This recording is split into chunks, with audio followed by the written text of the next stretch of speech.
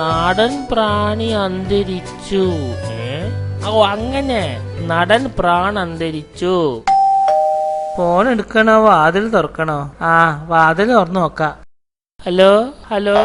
അല്ല, മാറിപ്പോയി. ഫോണാണെന്ന് കരുതി. എന്തേനു?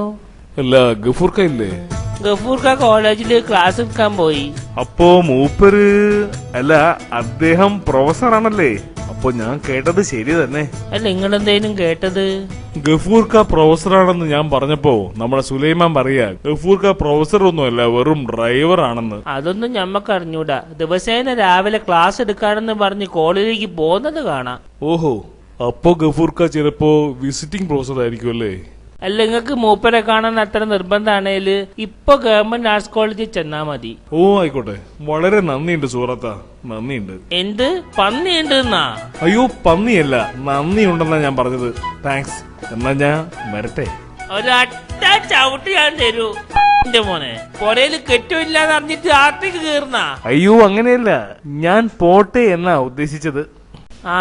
ശരി ശരി, ചെല്ല് ചെല്ല് ചെല്ല്. എക്സ്ക്യൂസ് മീ, മിസ്റ്റർ ഗഫൂറിനെ ഒന്ന് കാണണമായിരുന്നു. ഏത് ഗഫൂർ? ഇവിടെ വിസിറ്റിംഗ് പ്രൊഫസറായി വരുന്ന മിസ്റ്റർ ഗഫൂർ ഇല്ലേ?